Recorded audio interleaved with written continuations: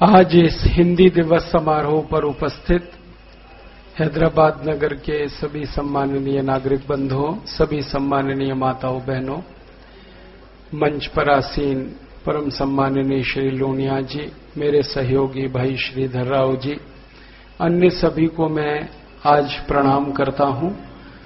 हिंदी दिवस के इस आयोजन पर बधाई देता हूं, शुभकामनाएं देता हूं और मेरा व्याख्यान प्रारंभ करने के पहले भारत के दो महान क्रांतिवीरों को भाव से प्रणाम करना चाहता हूं, जिन्होंने हिंदी के लिए सारा जीवन अथक प्रयास किया। एक थे परम पूजनीय स्वामी दयानंद सरस्वती, जो मूलतः गुजरात में पैदा हुए, जिनकी मातृभाषा गुजराती थी, लेकिन सारा जीवन हिंदी की स्थापना के लिए, हिंदी का गौरव बढ़ाने के लिए, हिंदी का सम्मान बढ़ाने के लिए काम करते रहे। और उनके द्वारा जो स्थापित संस्था आर्य समाज, उसने तो दक्षिण भारत में, विशेष रूप से आंध्र प्रदेश में हिंदी की स्थापना के लिए बहुत बड़ा आंदोलन चलाया था। एक समय था जब निजाम ने हिंदी पर पाबंदी लगाने का काम किया था, कोशिश की थी। उस समय आर्य समाजी लोगों ने सारे देश में से इकट्ठे होकर हिंदी की स्थापना का काम किया था। तो उन सभी आर्य समाजियों को प्रणाम करता हूं। परम पूजनीय स्वामी दयानंद जी को भावपूर्वक प्रणाम करता हूं, उनकी स्मृति को वंदन करता हूं, जिन्होंने हमें हिंदी के सम्मान के लिए लड़ना सिखाया और उसका रास्ता दिखाया। दूसरे ऐसे ही एक महान व्यक्ति महात्मा गांधी, वो भी मूलतः गुजरात के थे और भाषा उनकी भी गुजराती ही थी, लेकिन पहली बार भारत देश में सन 1918 में 29 मार्च 1918 को महात्मा गांधी ने घोषणा की थी कि अब जल्दी ही हिंदी को भारत की राष्ट्रभाषा बना देना चाहिए, क्योंकि इसके अलावा दूसरी कोई भाषा नहीं है जो राष्ट्रभाषा का स्थान ले सकती है। और ये महात्मा गांधी ने उस समय कहा था जब अंग्रेजों का दमन चक्र इस देश में चल रहा था, अंग्रेजी और अंग्रेजियत हावी थी, तब गांधी जी ने इसकी घोषणा की थी। और उसी के बाद से कांग्रेस ने इस हिंदी को महत्व देना और सम्मान देना शुरू किया था। आपको हैरान होने वाली बात कहूंगा कि 1918 के पहले कांग्रेस के ज्यादातर प्रस्ताव अंग्रेजी में पास होते थे। कांग्रेस वर्किंग कमेटी की जितनी बैठकें हुई 1918 के पहले, ज्यादातर प्रस्ताव अंग्रेजी में होते थे। जब महात्मा गांधी ने घोषणा की, उसके बाद से हिंदी में प्रस्ताव पास होने लगे और हिंदी का थोड़ा सा महत्व राजनीतिक लोगों के सामने बढ़ा।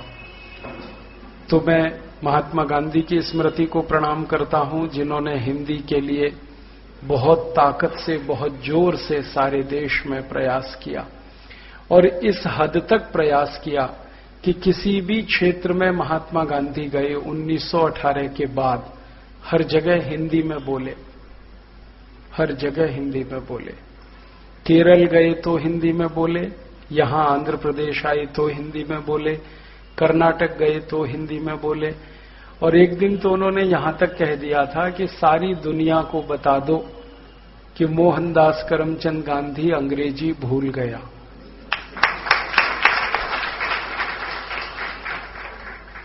आपको शायद ये सुनकर भी आश्चर्य होगा कि महात्मा गांधी की अंग्रेजी अंग्रेजों से अच्छी थी।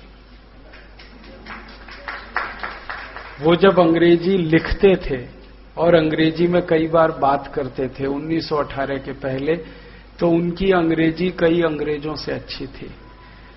वो महात्मा गांधी ने ये ऐलान कर दिया कि सारी दुनिया को बता दो कि मोहनदास करमचंद गांधी अंग्रेजी भूल गया, और वो सच में भूल गए।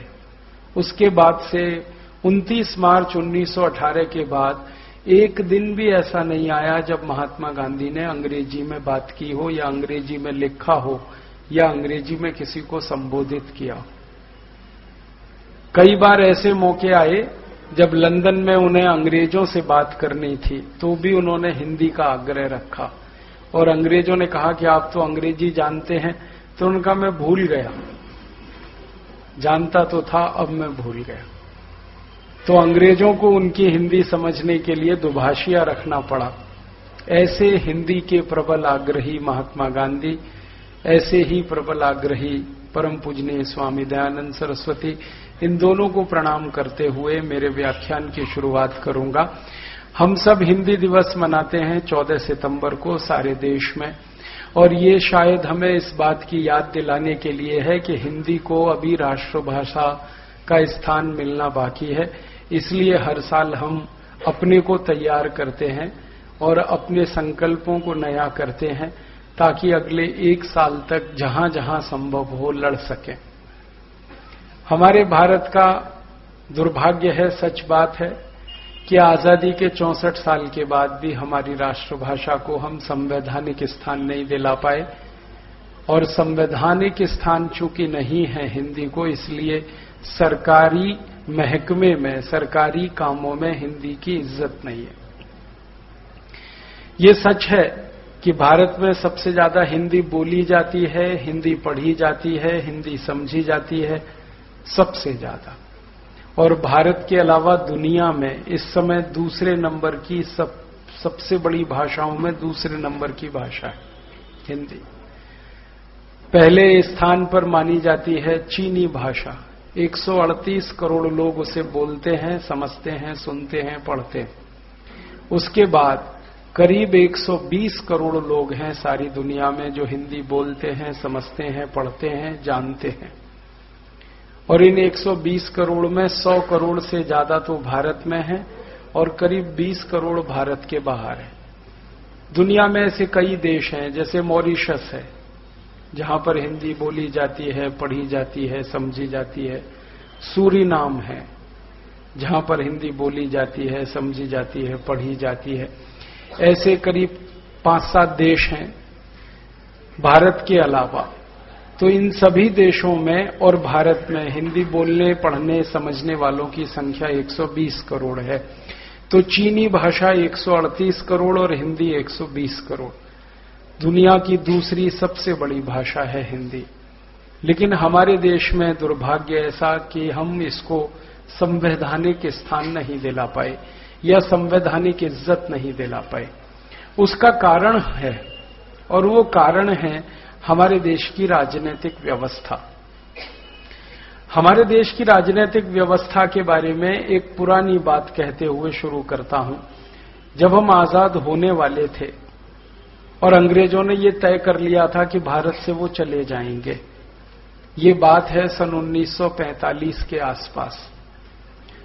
1945 में अंग्रेजों ने लगभग अगस्त के महीने में 15 अगस्त 1945 को अंग्रेजों ने ये पक्का कर लिया था कि वो भारत से चले जाएंगे।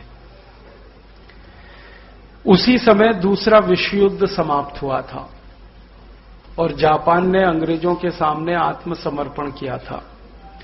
भले जापान ने अंग्रेजों के सामने आत्मसमर्पण कर दिया हो, लेकिन अंग्रेजों की हालत बहुत खराब थी। एक तरह से कहा जाता था उस जमाने में कि दूसरा विश्व युद्ध जीतने के बाद भी वो हार गए थे, और हिटलर हारने के बाद भी जीत गया था।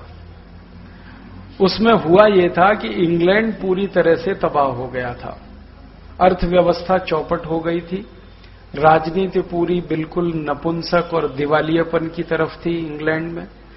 जो नेता थे इंग्लैंड के वो एकदम निष्प्रभावी थे। विंस्टन चर्चिल, जो एक जमाने में कभी बहुत बड़ा आइकॉन माना जाता था, वो बिल्कुल निष्प्रभावी था। क्लेमेंट एटली बहुत बुरे हाल में था। तो राजनीतिक रूप से डावाडोल स्थिति थी, आर्थिक रूप से बहुत कमजोर हो गया था इंग्लैंड। कारखाने बंद हो चुके थे, कंपनियां दिवालिया थीं, लोगों को खाने के लिए नहीं मिल रहा था, रोजगार खत्म हो गए थे, बेकारी बढ़ रही थी। अंधाधुंध अंग्रेजों की अर्थव्यवस्था मंदी और मंदी और मंदी की तरफ जा रही थी। ऐसी स्थिति में अंग्रेजों को लगा कि भारत में रहना अब संभव नहीं है, क्योंकि भारत को संभालने के लिए बहुत सारे पैसे खर्च हो रहे थे उनके, और भारतवासियों ने उनका सहयोग करना बंद कर दिया था। भारतवासी जो उनको टैक्स दिया करते थे वो उन्होंने बंद कर दिया था। तो अंग्रेजों को टैक्स मिल नहीं रहा था, और भारत में ये स्वदेशी आंदोलन